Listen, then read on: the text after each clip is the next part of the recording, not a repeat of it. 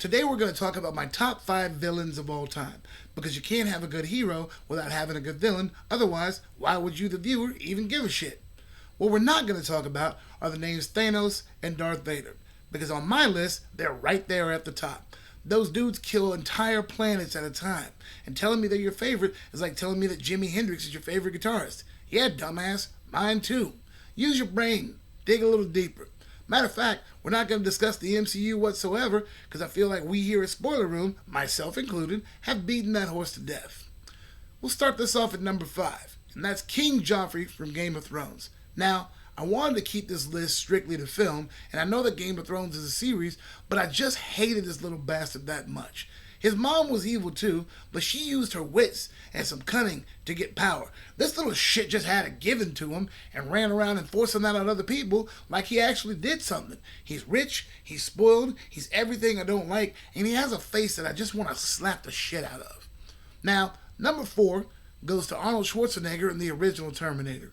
Now, I say original because there have been so many movies made where he's been this wonderful hero and this adorable pet robot that everybody would want, and it's easy to forget that in the original Terminator, he was this unstoppable killing machine whose entire purpose for existence was murdering an innocent woman.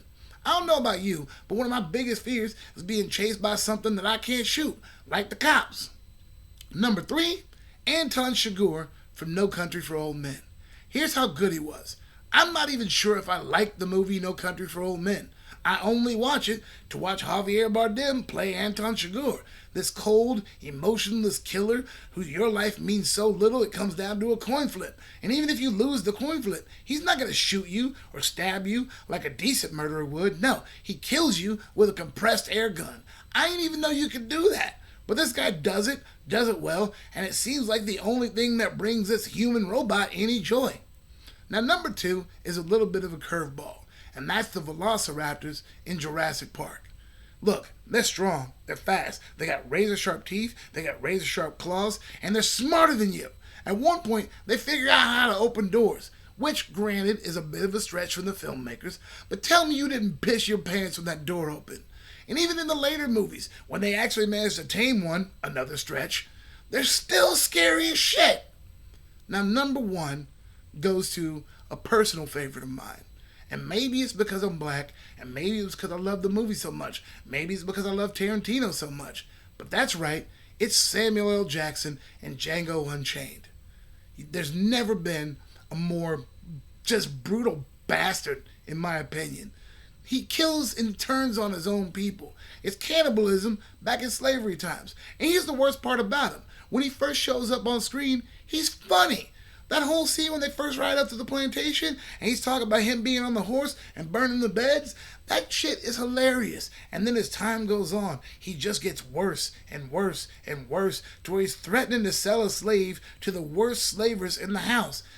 It's the most satisfying death I have ever seen on screen when he finally gets what's coming to him. And when he's laying on the ground and says my favorite line to, "Oh, Lord Jesus, please help me kill this nigga." I was dying laughing. I can't imagine anybody else you could put in that role. You're not going to put lazy-eyed Forrest Whitaker there. Morgan Freeman is too adorable. Denzel Washington, I just don't even know if he would do it. He doesn't like anybody using the N-word that much, and even when he was the bad guy in Training Day, he was still Denzel to me. No, it had to be Samuel L. Jackson. Well, that's all I got for this week. I'll have another list for you next week, probably something that came from Apple TV.